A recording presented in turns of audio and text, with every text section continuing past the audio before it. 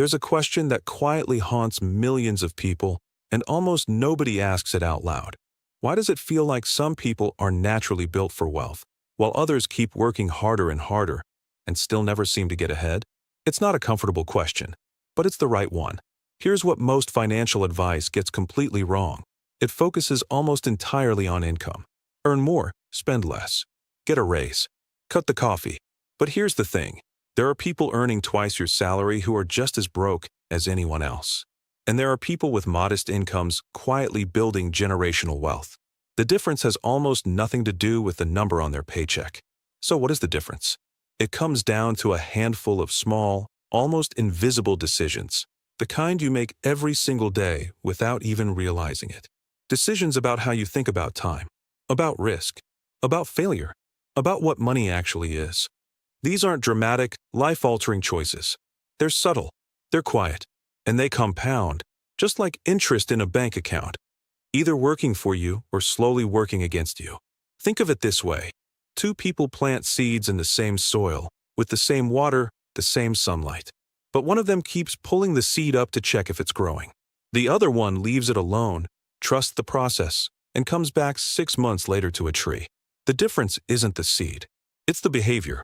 Over the next few minutes, we're going to walk through 7 of these decisions together, calmly, clearly, and with real examples you can actually use. Not abstract theories, not motivational noise. Real patterns that separate people who build lasting wealth from people who stay stuck in cycles they don't fully understand. Before we go further, if this kind of content is useful to you, go ahead and subscribe to the channel and hit the bell so you don't miss what's coming. There's a lot more where this came from. And if you want to tell me you're ready to dig in, drop the word "ready" in the comments below. I read them. Let's go to part 2. I want to start with something that might sound obvious, but most people have never actually sat with it long enough to let it sink in. Rich people don't just have more money. They have a fundamentally different relationship with money. For most people, money is a resource to be used. You earn it, you spend it, you hope there's enough left over at the end of the month. It's reactive. It flows out as fast as it flows in. And that's not a character flaw, it's a pattern. A deeply ingrained habit built from years of thinking about money as something you either have or you don't. Wealthy people, by contrast, tend to see money the way a farmer sees a seed. You don't eat the seed. You plant it. You wait. You let it grow into something that produces more seeds, and eventually, you're not working for food anymore. The food is working for you. That shift, from spending to investing, from consuming to compounding, is the foundation of every other decision we'll talk about. Decision 1. What do you do with your extra time and money? When most people get a little extra, a bonus, a tax refund, an unexpected windfall, the instinct is to treat it. And that's human. The problem comes when every extra dollar goes into something that doesn't grow. Clothes, gadgets, subscriptions, things that feel good for a day and then quietly disappear into the background of life. Wealthy people do something different. They pause. They ask, what can this become? They put extra money into assets, things that grow, generate income, or increase in value over time. Stocks, real estate, a skill that raises their earning power, a small business. Even reading the right book at the right time can be an investment that pays off for decades. Decision 2. How do you respond to failure? This one is huge, and it's deeply personal. Most people avoid risk because they're afraid of failing.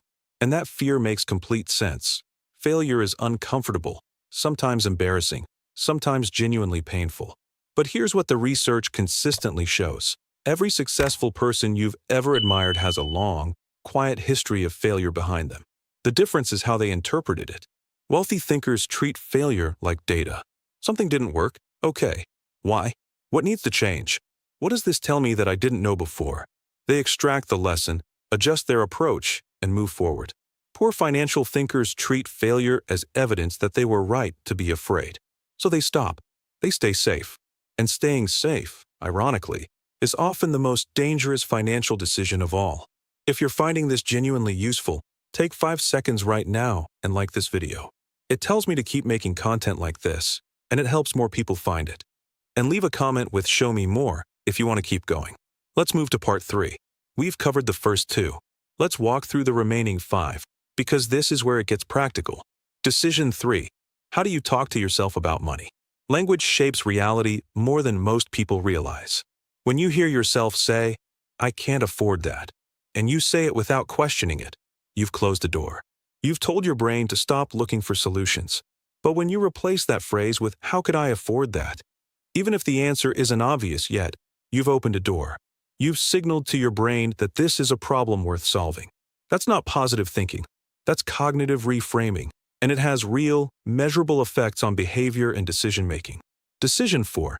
How do you treat setbacks? I want to share a pattern I've seen play out over and over. Someone has an investment go wrong, a bad stock, a failed business idea, a loan that didn't work out.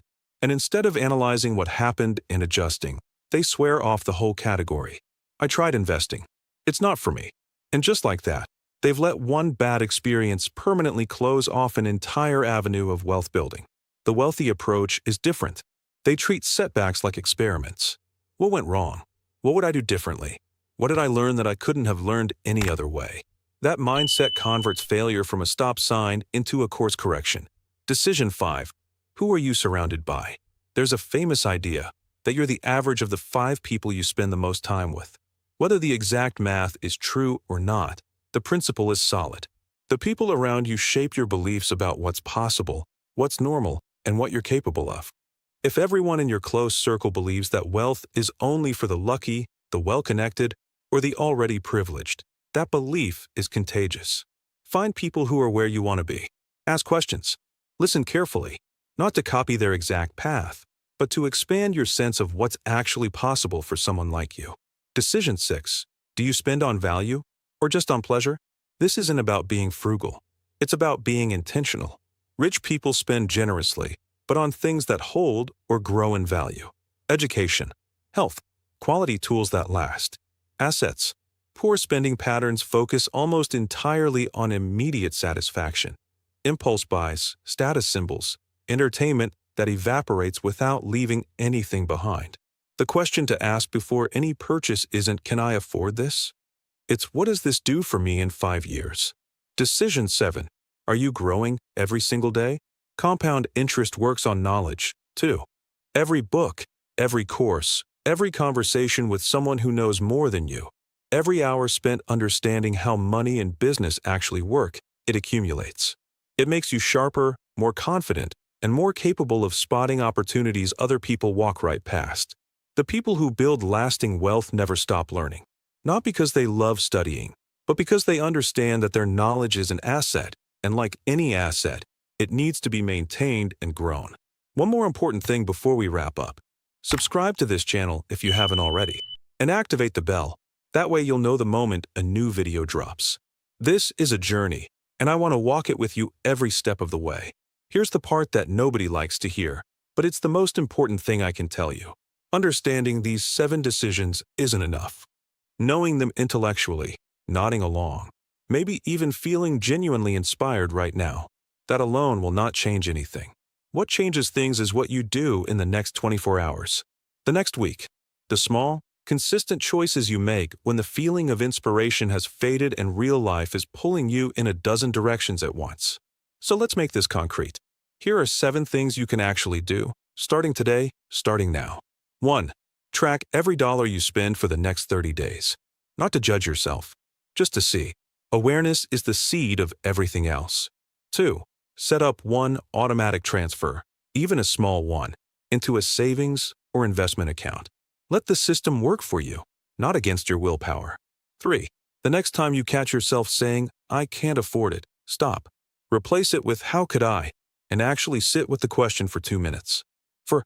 Think about the last time something went wrong financially. What can you learn from it, right now, today, that you've never fully extracted? 5. Identify one person in your life who thinks about money in a way you admire. Reach out to them this week. Ask one question. 6. Before your next non-essential purchase, ask, what does this become in 5 years? If the answer is nothing, pause. Decide consciously. 7. Read one chapter of one book about personal finance, investment, or financial psychology this week. Just one. Start the habit. These aren't magic. They're not going to transform your bank account overnight, but they'll start bending your trajectory. And trajectory is everything. A small change in direction, sustained over time, leads to a completely different destination. Wealth is built the same way every other meaningful thing in life is built, decision by decision, day by day, with patience and intention. So here's what I want from you right now. Drop a comment below. Tell me which of these 7 decisions you're going to focus on first. Writing it down makes it real. I'll be reading every single comment. If this video helped you see something differently, leave a like. It takes 1 second and it means a great deal. And if you're serious about continuing this journey, subscribe and turn on the bell. Because the next video is going to go even deeper and you don't want to miss it. Your next decision starts right now.